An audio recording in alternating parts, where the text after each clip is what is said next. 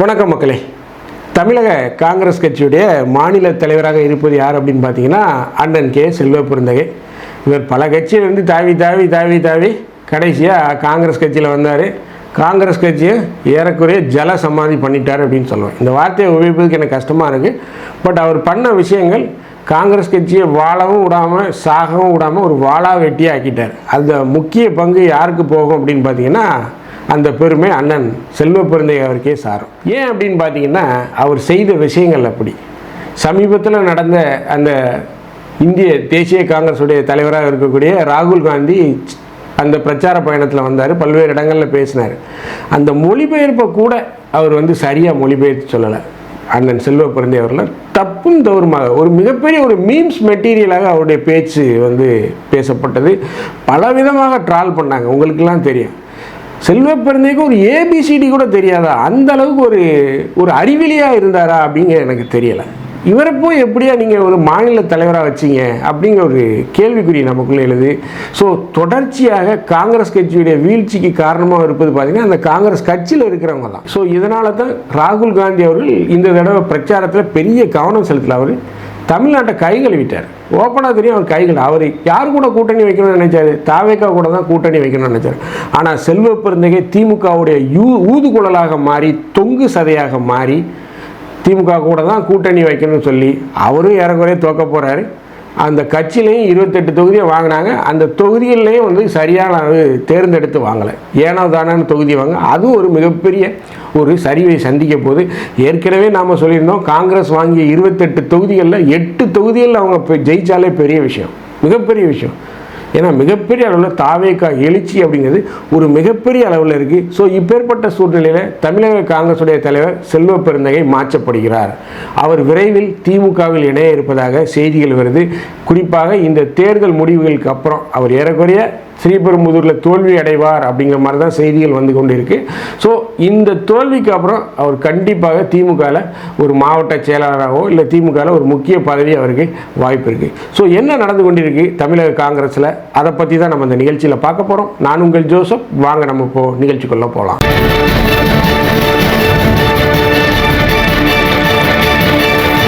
காங்கிரஸ் பேரியக்கம், நான் காங்கிரஸ் கட்சின்னு சொல்லக்கூடாது, காங்கிரஸ் பேரியக்கம். ஏன்னா மிகப்பெரிய ஒரு கட்சி. அந்த கட்சிக்கு இப்படி ஒரு தலைவரா அப்படின்னு எனக்கு ஒரு கேள்வி எழுந்து கொண்டே இருக்குது. திமுகவுடைய ஒரு ஸ்லீப்பர் செல்லாக தான் அவர் காங்கிரஸ் கட்சியில் இருந்தாரா அப்படிங்கிற ஒரு கேள்வி எனக்கு இல்லை. ஏன் அப்படின்னு பார்த்தீங்கன்னா அவர் காங்கிரஸ் கட்சியை வளர்க்குறதுக்கு பதிலாக திமுக எந்தெந்த அளவுக்கு ஆதாயம் அடையணும், எந்தெந்த அளவுக்கு வளரணும், அதற்குண்டான வேலைகளை தான் செய்தார்.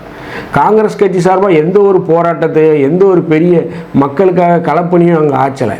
எப்போ பார்த்தாலும் அண்ணா அறிவாலயத்தில் தான் பாதி நேரம் இருப்பாரே தவிர திமுக முதலமைச்சருடைய புகழ் பாடுவாரை தவிர வேறு எந்த ஒரு விஷயங்களையும் அவர் செய்த மாதிரி தெரியல.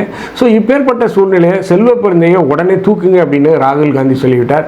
ஸோ அடுத்து இந்த போட்டியில் யார் தலைவராக வரப்போகிறார், யார் இருக்கார் அப்படின்னு பார்த்தீங்கன்னா அண்ணன் மாணிக்கம் தாக்கூர், கார்த்தி சிதம்பரம், கரூர் எம்பி ஜோதிமணி மற்றும் திருவள்ளூர் எம்பியாக இருக்கக்கூடிய சசிகாந்த் செந்தில், இந்த 4 பேருடைய பெயர்கள் ராகுல் காந்திக்கு கொடுக்கப்பட்டிருக்கு. இந்த முறை நான் தான் தமிழக காங்கிரஸ் கட்சியுடைய தலைவரை தேர்வு செய்வேன் அப்படின்னு சொல்லி ராகுல் காந்தி அந்த பட்டியலை வைத்திருக்கார்.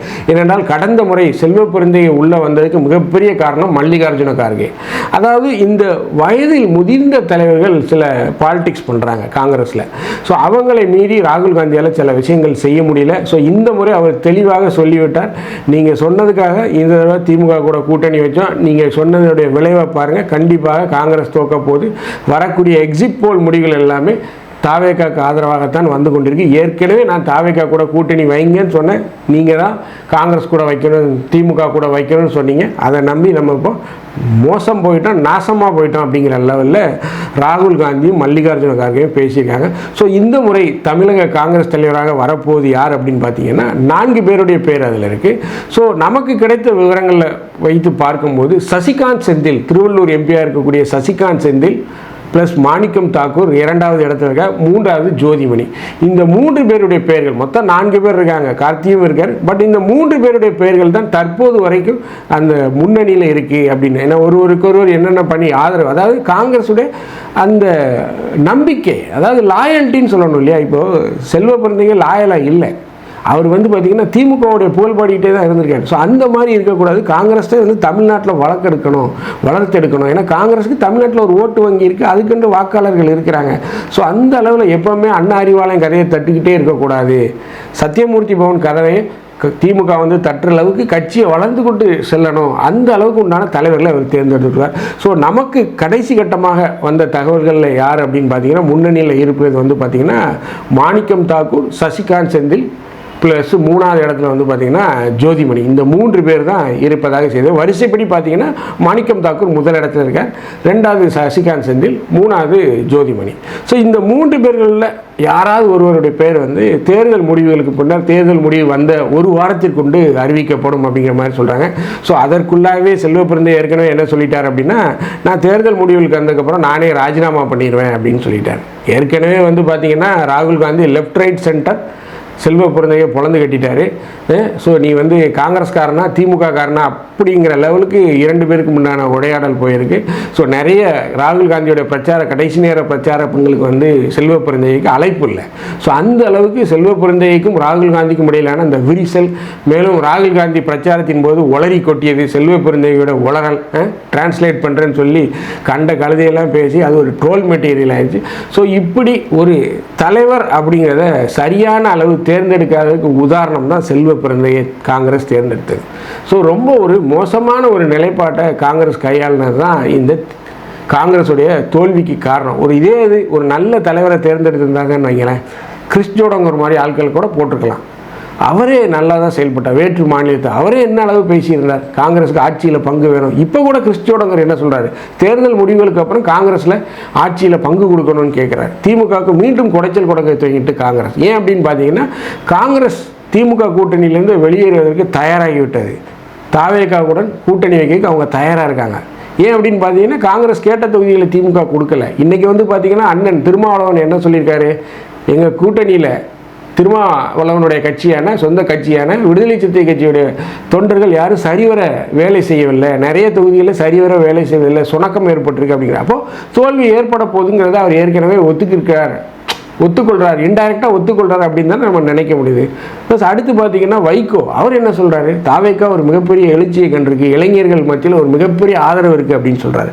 இன்றைக்கி மார்க்சிஸ்ட் கம்யூனிஸ்ட் கட்சியை பாலகிருஷ்ணன், முன்னாள் தலைவர் அண்ணன் பாலகிருஷ்ணன் என்ன சொல்கிறாங்க, திமுக நாங்கள் கேட்ட தொகுதிகளை கொடுக்கல, குறைந்தது எங்களுக்கு 6 தொகுதிகளாக கொடுக்கல, வேலையில்லா திண்டாட்டத்தை திமுக ஒழிக்கலை, அதை கவனமே செலுத்தலைன்னு இன்றைக்கி வந்து சாக போகிற நேரத்தில் சங்கரான்னு கத்துறாங்க.